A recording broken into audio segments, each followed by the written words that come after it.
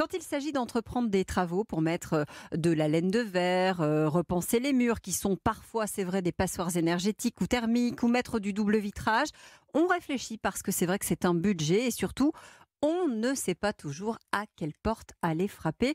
Bonjour Frédéric Kunzmann. Bonjour. Merci d'être avec nous. Vous êtes le cofondateur d'EFI, E2FY, qui en 10 ans, on peut le dire, est devenu leader en Europe de ce qu'on appelle l'efficacité énergétique.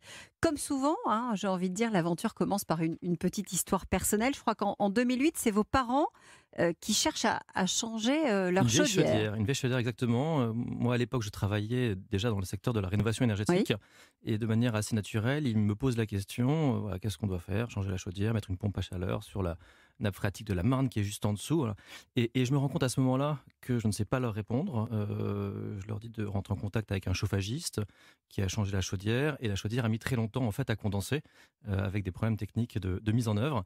Et j'en ai gardé quelque part la conviction que c'est compliqué, que c'est difficile pour un particulier qui veut faire des travaux, qui veut faire des économies ou qui veut gagner en confort, de savoir quoi faire, avec qui le faire et comment le financer. Oui, quand on est un particulier, c'est compliqué finalement de savoir quels sont les bons prix, quels sont les bons travaux à faire, à qui s'adresser. C'est Les vraiment ça entreprises. la difficulté principale. Il y en a plusieurs, il y en a beaucoup, un peu trop. Et notre objectif, c'est d'essayer de les simplifier. Mais il y a un premier choix qui est quoi faire, effectivement, de l'isolation, changer ses équipements de chauffage. Voilà, et donc là-dessus, il y a des simulateurs qu'on peut utiliser sur Internet. Voilà, et nous, on en fournit certains sur la société Quelle Énergie, par exemple. Et puis après, il y a vers quelle entreprise se tourner. Il y a un problème de confiance dans le monde du bâtiment. Et puis après, comment financer ces travaux, qui est la troisième question. Et alors, c'est ce qui va vous donner au départ l'idée finalement de devenir une sorte d'interlocuteur privilégié ? Un tiers de confiance, un accompagnateur, voilà, un coach énergétique, on peut l'appeler de différentes manières. Mais Alors, qu'est-ce que vous faites pour nous accompagner si on a envie demain de changer de système d'isolation dans la maison et qu'on ne sait pas par où commencer ? alors, il y a plusieurs choses qu'il faut considérer. Il y a le choix des travaux. Dans l'isolation, vous avez l'isolation des combles perdus ou des combles aménagés.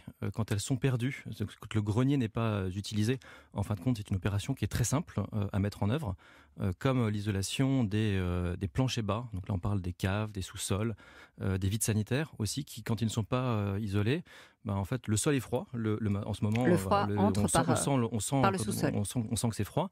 Et l'isolation est assez simple, parce que là aussi, il suffit de venir rapporter un isolant sur quelque part le plafond de la cave. Vous aidez les particuliers à identifier les travaux, les aides. Vous faites aussi de l'avance de trésorerie. L'idée, finalement, c'est que le particulier, ça ne lui coûte pas grand-chose, ou en tout cas que ça lui coûte 1 euro. Voilà, pour les plus modestes, voilà, c'est des offres qui sont limitées à un plafond de revenus. Bon, on parle un quart de la population française, donc ça fait beaucoup de monde qui est accessible. Et pour les ménages qui sont modestes, on va venir quelque part faire l'avance de trésorerie sur les travaux qui doivent être réalisés, de manière à ce qu'ils ne payent qu'1 euro symbolique. Et nous assurons d'une part le financement et d'autre part la qualité, et c'est très important, des travaux qui sont réalisés, oui, parce que c'est une des problématiques, y compris des ménages les plus modestes, voilà, qui parfois sont victimes d'abus. Et donc dans ce cas-là, nous on vient assurer le financement et la qualité de ce qui est réalisé. Pour 63% des Français, les démarches sont trop compliquées. Et pour 74% d'entre nous, c'est trop angoissant de rénover son logement. C'est aussi ce que vous constatez quand on vient vous voir. Exactement, et d'où la réflexion qui a été la nôtre d'apporter des solutions assez freins, de manière à rendre les travaux moins chers, pas la récupération des aides et subventions, en prenant en charge au maximum ces démarches à la place des particuliers, quelque part, parce que là aussi le particulier est un peu perdu dans les formulaires, les différentes agences, etc. Et puis en allant jusqu'à la fourniture des travaux à 1 euro dans l'isolation et bientôt dans le chauffage. Notre coach Thomas. Oui, j'avais une question relative au foyer modeste. En fait, quand on n'a pas trop d'argent, généralement on n'est pas propriétaire, on est locataire, et ces travaux d'isolation, ils reviennent plutôt aux propriétaires. Et donc, comment on fait quand on n'a pas d'argent et que du coup on n'est pas propriétaire pour payer ou faire payer ces travaux qui nous feraient faire des économies, mais dont on n'est pas finalement le maître d'œuvre, le maître d'ouvrage plutôt. Alors c'est une excellente question. Nous, tous ces travaux à 1 euro, ça s'appelle le pacte énergie-solidarité. Voilà, on les c'est vous qui êtes à l'origine de ce pacte énergie-solidarité. Depuis 2012, en fait, on travaille sur des solutions pour les ménages les plus modestes.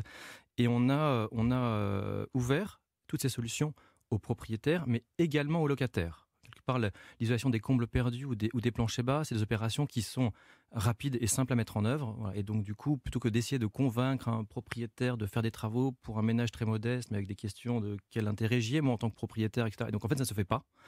Nous, on a pris le problème différemment. On a dit, en fait, on va s'intéresser aux conditions de ressources des ménages qui occupent les logements, qu'ils soient propriétaires ou locataires.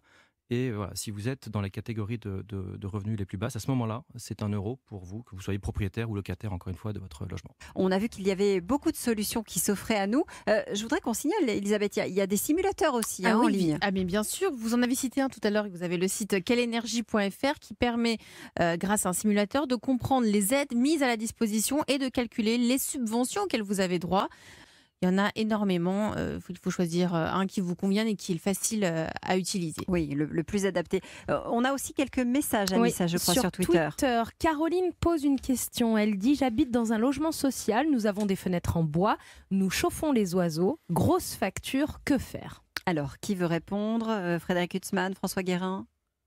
Le logement social, sur des fenêtres, malheureusement, on rentre dans la problématique là, du bailleur social, et donc c'est au bailleur de réaliser les travaux, sauf si le propriétaire veut les prendre en charge, mais ce qui est rarement le cas, parce que les fenêtres... Le locataire. Le locataire, pardon, c'est des fenêtres qui sont des opérations qui sont relativement chères, et voilà, donc du coup, c'est compliqué dans ce cas-là. Malheureusement, il faut convaincre son propriétaire de faire les travaux. Il y a des aides qui sont plus importantes, évidemment, quand les revenus sont modestes. Il y a des aides aussi, malgré tout, quand on veut faire de la rénovation énergétique, parce que c'est bon pour la planète. Et là aussi, même si on est propriétaire, il peut y avoir un petit coup de pouce financier. Oui, il y a deux grandes aides qu'il faut avoir en tête quand on n'est pas dans la catégorie modeste. La première, c'est le crédit d'impôt, transition énergétique, à peu près 30% de l'enveloppe de travaux qui est remboursée en crédit d'impôt. C'est aussi quelque chose qui est valable, on ne le dit pas assez, pour les ménages modestes qui reçoivent à ce moment-là un chèque. Voilà, ce n'est pas un crédit d'impôt, c'est un chèque qu'ils vont recevoir. La deuxième aide qui est accessible à tous, c'est les certificats d'économie d'énergie dont vous parliez. Donc, la valeur est supérieure quand on a un ménage modeste en termes de prime que ce qu'elle est pour un ménage qui est solvable, mais c'est une aide qui est accessible à tous et qui peut représenter plusieurs milliers d'euros pour un chantier. On va où justement pour savoir, pour être au courant de toutes ces aides ? Le mieux aujourd'hui, c'est Internet, pour faire des simulations, parce que ça dépend de vos revenus, du nombre de personnes dans votre ménage, de là où vous habitez. Et donc sur des sites comme quelenergie.fr que vous mentionniez. Où on sollicite l'ADEME. Voilà, ou alors vous sollicitez l'ADEME ou un point info espace énergie si vous souhaitez vous déplacer, mais de manière à faire des simulations et à avoir des réponses à votre situation. Vous êtes tous depuis longtemps installés sur ce sujet de la transition énergétique, de la rénovation, de l'isolation. Est-ce que vous sentez qu'aujourd'hui, depuis quelques années, en tout cas depuis le Grenelle de l'environnement, les choses ont véritablement commencé à bouger, François Guérin ? Alors, on sent qu'en ce moment, il y a une forte émulation entre tous les acteurs et je pense qu'on a passé le cap un peu de l'anarchie, où il y avait plein d'initiatives, souvent aussi pas très sérieuses. Moi, je prends l'exemple du métier qu'on connaît bien, du photovoltaïque, où il y a eu beaucoup d'acteurs qui ont vendu et posé des choses un peu n'importe comment, avec des promesses intenables.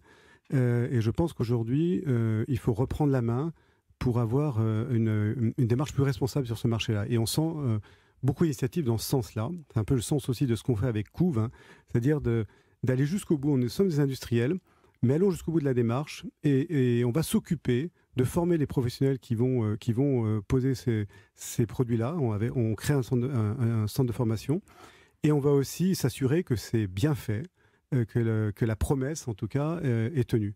Voilà, donc je pense qu'en ce moment, on passe ce niveau de maturité vers quelque chose de plus responsable, plus sérieux. Et on a évidemment des certifications aussi chez vous.